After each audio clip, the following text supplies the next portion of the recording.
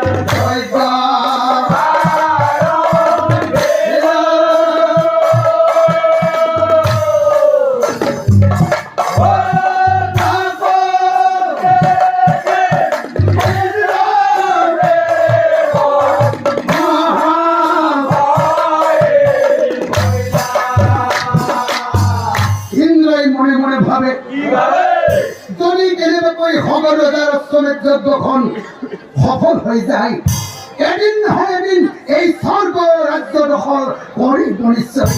নাই নাই সকলোদের যজ্ঞ সফল হবলৈ নিদিব সময়, সকলোদের যজ্ঞ সফল হবলৈ নিদিব সময়। যিকোনো প্ৰকাৰে সেই যজ্ঞ ধ্বংস কৰি যায় আৰু লগে লগে লগে লগে ইন্দ্ৰই মায়াৰ ওপৰত কি কৰিলে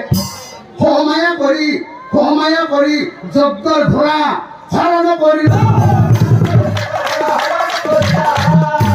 আৰু সেই যজ্ঞৰ ঘোঁৰাটোলৈ গৈ কপিল মুনিৰ আশ্ৰমত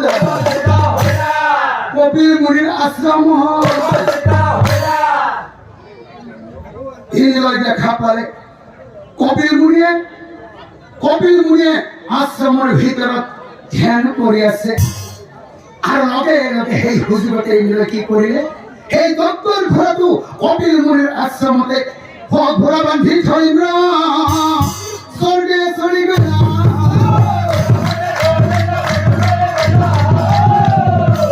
এই কথা কপিল মুনিয়ে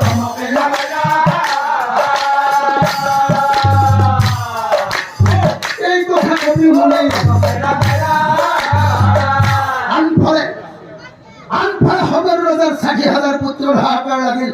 ও ভাই হত ঘোঁৰা নাই হাহাকাৰ লাগিল।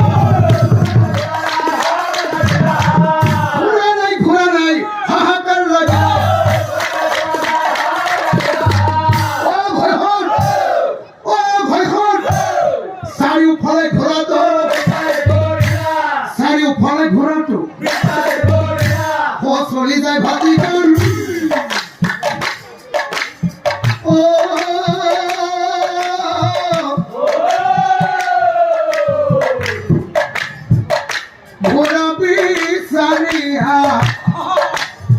চাৰিওফালে যজ্ঞৰ ঘোঁৰাই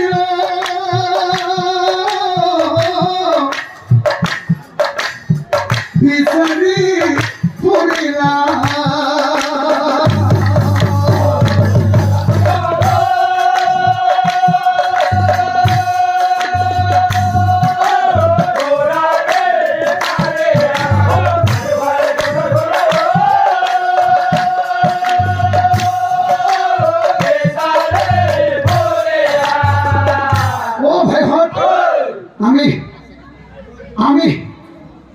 আমার যজ্ঞর ঘোড়া তো চাৰিওফালে বিচাৰিলো, কিন্তু আমি ঘোড়াটো বিচাৰি নাপালো।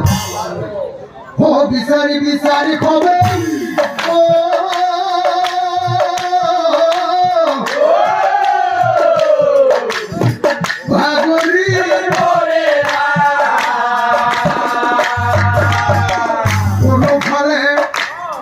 কোনোফালে যজ্ঞর ঘোড়া বিচারি না পাইলাম।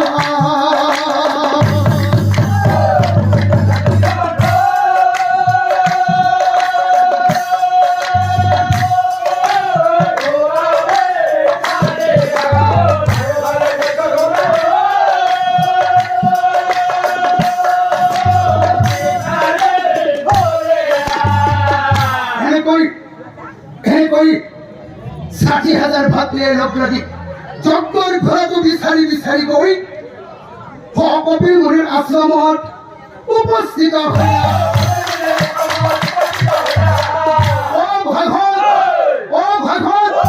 আমার যজ্ঞর ঘোড়া তো বন্ধা আছে, ঘোড়া তো বন্ধা আছে। দেখি ভাতৃগণ ক্রুধ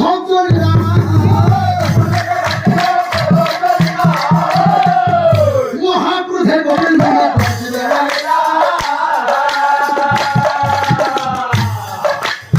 মহাক্রুধে গোবিল কোন কবি জুড়েছে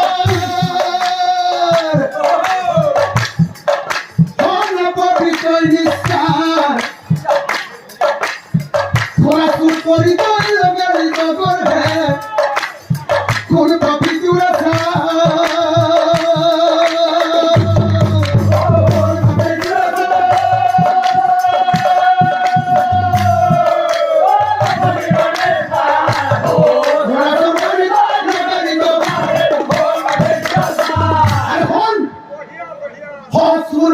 ঘোড়া দুটো আশ্রমে রাখি আর এতিয়া কই ধ্যানত বহি আছ, এতিয়া ধ্যান কৰে আছ ভাল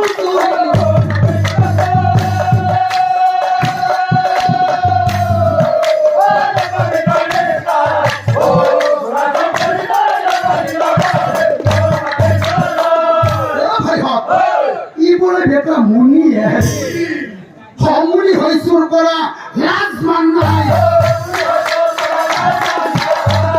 উচিত শিক্ষা দিন তোক, উচিত শিক্ষা দিন তোক।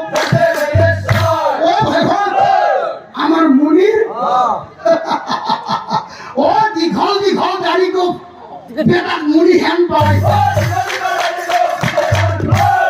দীঘল দীঘল দাড়ি কোপ বেটাক মুনি হেন পায়। ও ভাইভত ই মুনি নহয়, আচলতে ই চোৰ, আচলতে ই চুৰি মুনি নহয়, আচলতে চুৰি মুনি নহয়। এনেকৈ ভাতৃগণে লগ লাগি হয় সেই মুনি কবিল মুনি তিৰস্কাৰ কৰিলা।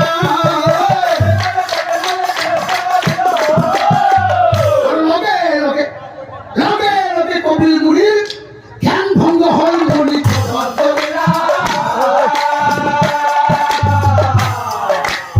ধ্যান ভংগ হল মুনি হলহেৰ ৰজাৰ নন্দন, হলহেৰ ৰজাৰ নন্দন বাহু বলে মত্ত হৈ তহঁতে মোৰ দুখ গুণ বিচাৰ নকৰি বিৰাট দুখতে তহঁতে মোক কৰিলি অপমান। মনত ৰাখিবি সেই দুখৰ বাবে উচিত শিক্ষা তহঁতক দিম এটিখন, উচিত শিক্ষা তহঁতক দিম এটিখন। আৰু লগে লগে কপিল মুনি দুই চকুৰ পৰাই সেই দুই চকুৰ পৰা মুনিৰ ভয়গ্নি বাঢ়ি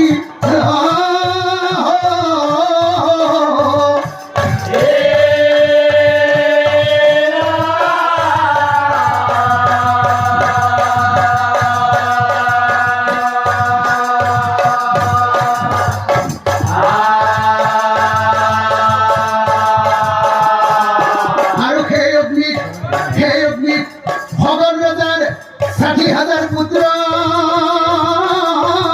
সজৰি ভস্ম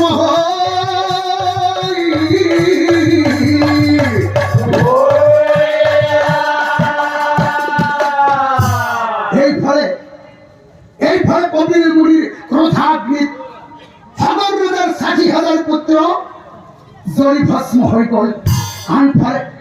আনফালে কিহত থাকি ৰজাৰাণীয়ে শুনিবলৈ পালে পুত্ৰজনৰ মৃত্যুৰ কথা।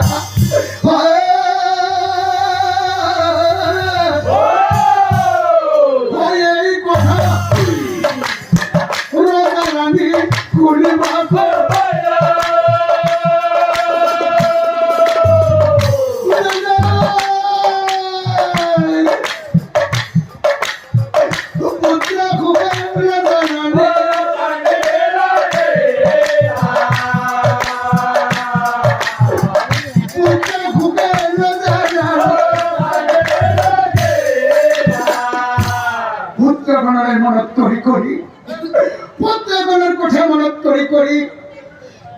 মাতৃ রানী ঘুমতে কান্দিবলৈ ধৰিলে। হে প্ৰভু ভগৱান, হে প্ৰভু ভগৱান, আমাৰ সংসাৰখনত এটি দুটি নহয় একেলগে 60,000 পুত্ৰ সন্তান আছিল, আৰু আজি আমাৰ এই কপালত এটি সন্তান জীয়াই নাথাকিল। পুত্ৰ বিহনে সংসাৰত কেনেকৈ জীয়াই থাকিম প্ৰভু? পুত্ৰ বিহনে সংসাৰত মই কেনেকৈ জীয়াই থাকিম? সংসাৰতে থাকোনো কেনেকৈ জীয়াই থকাৰিছা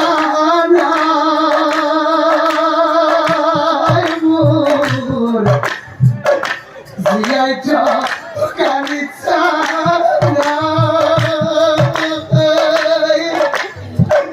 মাতৃৰ আগতে পুত্ৰ মৰি গ'লে, মাতৃৰ আগতে পুত্ৰ মৰি গ'লে কেনেকৈ থাকিব জীয়াই, কেনেকৈ থাকিব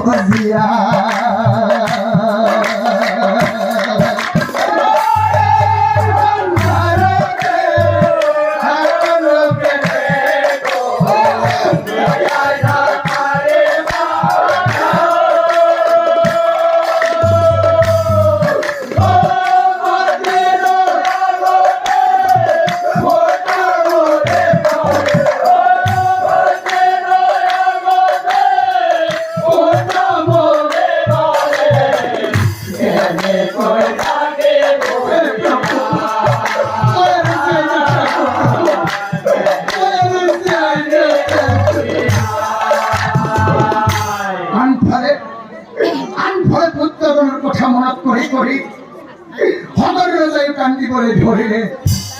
হে প্ৰভু ভগৱান, হে প্ৰভু ভগৱান, মই এই অশ্বমেধ যজ্ঞৰ পাতি এই মহাভুল কাম কৰিলো। যজ্ঞপতি মই পুত্ৰজনক মৃত্যুৰ মুখলৈ ঠেলি দিলো প্ৰভু। আজি পুত্ৰ অবিহনে মই ভাগৰি পৰিছো প্ৰভু। মোৰ দেহত যেন কৰ্মৰ শক্তি নোহোৱা হৈ গৈছে। আজি মই ভাগৰি পৰিছো প্ৰভু। আজি মই ভাগৰি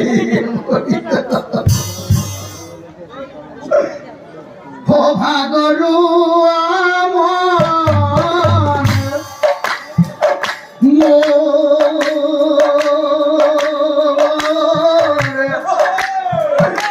ভাগৰি পৰিছো পুত্ৰ নোহাজিনা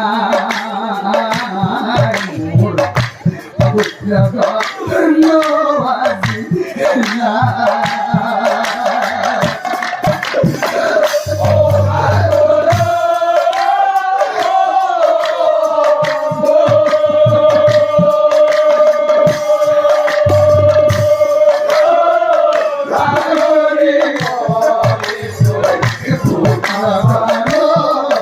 Yeah.